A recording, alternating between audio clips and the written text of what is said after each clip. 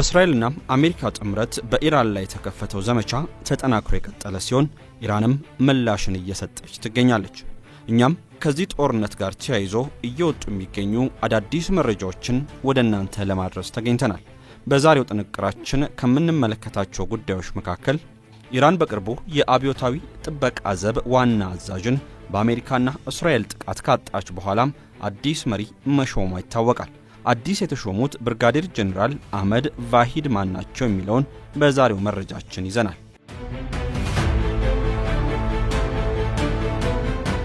የአሜሪካ ጦር የአየር መከላከያ ሚሳኤል እጥረት እንደገጠመው መረጃዎች እየወጡ ባለበት በአሁኑ ወቅት የሀገሪቱ ጦር በደቡብ ኮሪያ ያስቀመጣቸውን የአየር መከላከያ ሚሳኤሎች ወደ መካከለኛው ምስራቅ ለመውሰድ እየተገደደ ነው ተብሏል።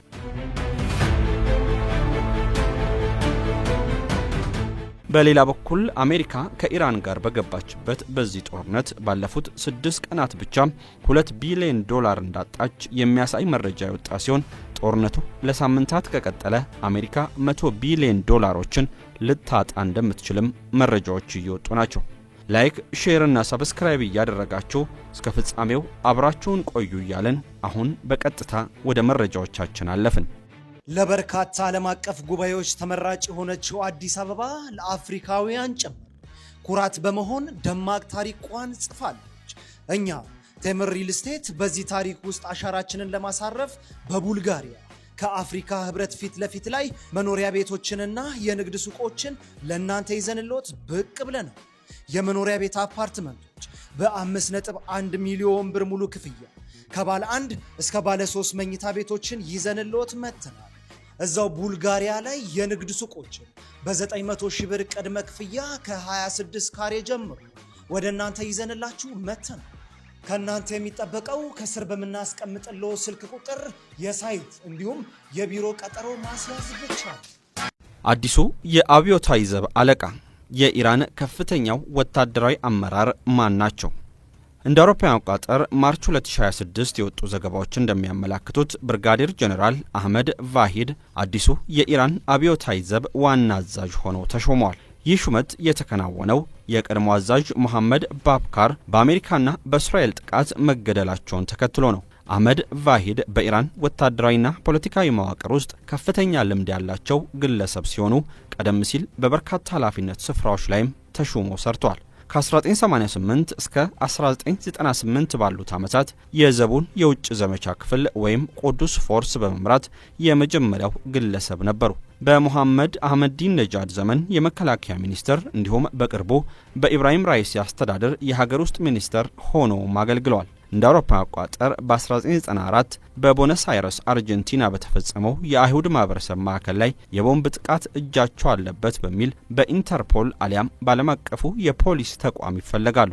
የቫሂዲ ወደ ስልጣን መምጣት በኢራን ላይ እየደረሰ ካለው ከፍተኛ ወታደራዊ ጥቃትና የከፍተኛ አመራሮች ግድያ ጋር እየተያያዘ ነው። የቀድሞ አዛዥ መሐመድ ባክር የተገደሉት እርሳቸውም የቀድሞ አዛዥ ሁሴን ሲሊማኒን ተክተው ለጥቂት ወራት ካገለገሉ በኋላ ነው። ቫሂዲ በአሁኑ ወቅት የኢራንን ስርዓት ከውስጥ ተቋሙናም ከውጭ ወታደራዊ ጥቃት የመጠበቅ እንዲሁም ሀገሪቱ ወደ እርስ በርስ ጦርነት እንዳትገባ የመከላከል ከፍተኛ ኃላፊነት ተጥሎባቸዋል። አዲሱ አመራር አያቶላህ አሊ ካሜኒና ሌሎች ከፍተኛ መኮንኖች መገደላቸውን ተከትሎ በእስራኤልና በአሜሪካ ጦር ሰፈሮች ላይ እጅግ ጨካኝ የተባለ የአጸፋ እርምጃ እንደሚወስዱም ዝተዋል። በአሁኑ ወቅት ኢራን በከፍተኛ ወታደራዊና ፖለቲካ አለመረጋጋት ውስጥ የምትገኝ ሲሆን የቫሂዲ ሹመት ይህንን ቀውስ ለመቆጣጠር የታለመ መሆኑን ተንታኞች ይገልጻሉ።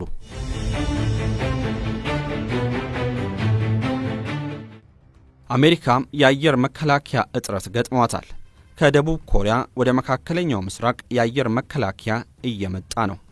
አሜሪካ በደቡብ ኮሪያ የሚገኙ የአየር መከላከያ ስርዓቶቿን ወደ መካከለኛው ምስራቅ ለማዛወር መወሰኗን የሚያሳዩ ዘገባዎች በስፋት እየወጡ ናቸው። አሜሪካ ከኢራን ጋር ከገባችበት ጦርነት ወዲህ በመካከለኛው ምስራቅ ያላት የአየር መከላከያ ሚሳኤል መጠን በከፍተኛ ሁኔታ ተመናምኗል። ይህን ተከትሎም ሀገሪቱ ደቡብ ኮሪያን ከሰሜን ኮሪያ ጥቃት ለመጠበቅ ያስቀመጠችውን የአየር መከላከያም ወደ መካከለኛው ምስራቅ ለማምጣት ተገዳለች ተብሏል። ሀገሪቱ በኮሪያ ልሳነ ምድር የነበሯትን የፓትሪዮትና የትሃድ ሚሳኤል መከላከያዎችን ወደ መካከለኛው ምስራቅ ለጊዜው ለማዛወር ከደቡብ ኮሪያ ጋር ተስማምታለች። እንደ ወታደራዊ ባለሙያዎች ግምት አሜሪካ ወደ መካከለኛው ምስራቅ ከምታዛውራቸው ቁልፍ የጦር መሳሪያዎች መካከል አንዱ ፓትሪዮት ፓክ-3 ሚሳኤል መከላከያ ሲሆን ይህ የአየር መከላከያ ባላስቲክ ሚሳኤሎችን በአየር ላይ መጥቶ መጣል የሚችል ሲሆን በደቡብ ኮሪያ ከሚገኙ የአሜሪካ የጦር ሰፈሮች የሚነሳም ነው። ሌላኛው ወደ መካከለኛው ምስራቅ የሚመጣው የአየር መከላከያም ትሃድ ስርዓት ሲሆን በደቡብ ኮሪያም ሴዮንግጁ ሰፍሮ የሚገኘው ከፍተኛ ርቀት ተምዘግዛጊ ሚሳኤሎችን መከላከል የሚችል ሚሳኤልም ነው። ከአየር መከላከያ ዘዴዎች በተጨማሪ ለስለላና ክትትል ስራ የሚውሉ ሰው አልባ አውሮፕላኖች ከኩንሳን አየር ጦር ሰፈር እንዲዛወሩም ታቅዷል። አሜሪካ ይህንን ያልተለመደ እርምጃ ለመውሰድ የተገደደችው ከኢራንና በኢራን ከሚደገፉ አማጽያን የሚሰነዘሩ ጥቃቶችን ለመከላከል ተጨማሪ የአየር መከላከያ አስፈላጊ በመሆኑ ነው። በተጨማሪም አሜሪካ በዓለም አቀፍ ደረጃ የአየር መከላከያ መሳሪያዎች ፍላጎት በመጨመሩ ያላትን ሀብት በብቃት ለመጠቀም በማሰብም ነው።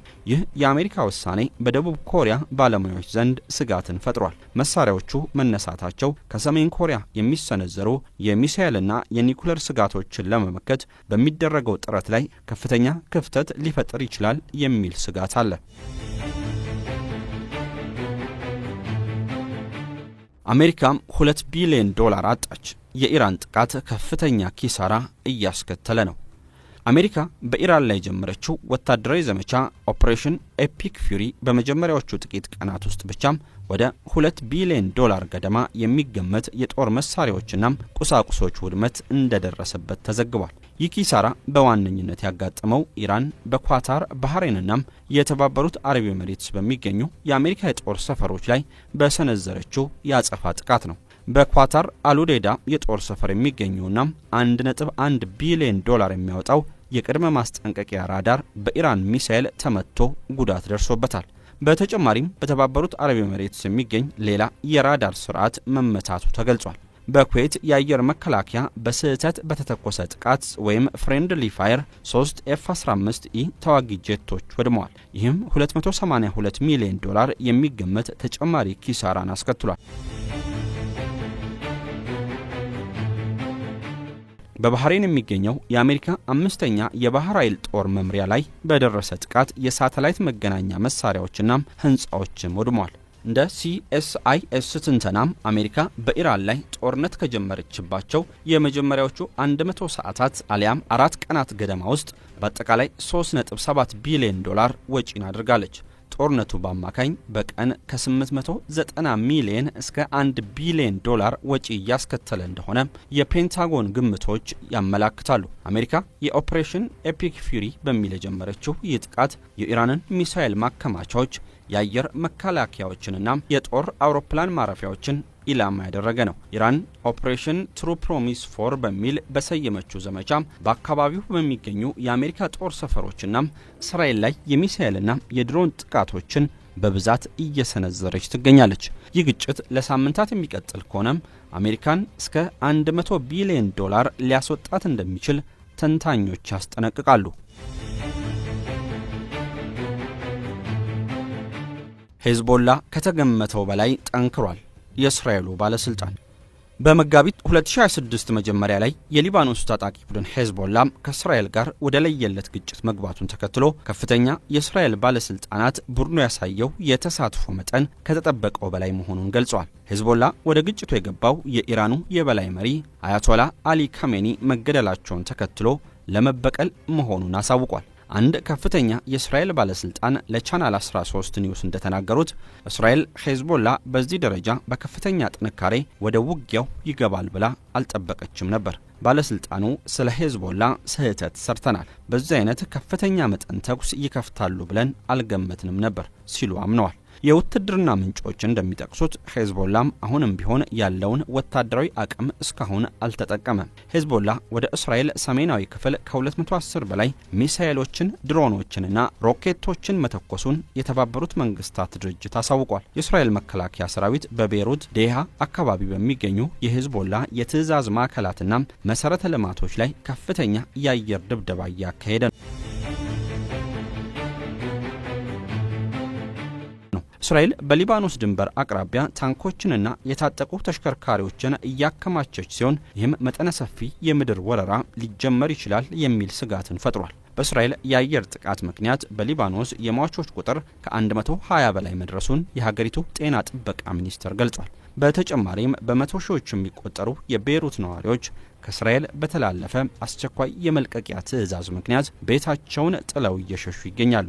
በእስራኤልና በሊባኖስ ሄዝቦላ መካከል እንደ አውሮፓ አቆጣጠር በህዳር 2024 ተደርሶ የነበረው የተኩስ አቁም ስምምነት የፈረሰው በየካቲት 2026 መጨረሻም የኢራኑ የበላይ መሪ አያቶላህ አሊ ካሜኒ መገደላቸውን ተከትሎ ሄዝቦላ የጥቃት እርምጃ በመውሰዱ ነው የሚሉ መረጃዎችን ከእስራኤል በኩል መስማት የተለመደ ቢሆንም እስራኤል ከተኩስ አቁሙ በኋላም ለበርካታ ጊዜያት ሊባኖስን በአየር ጥቃቶች ኢላማ ስታደርግ እንደነበር ይታወሳል።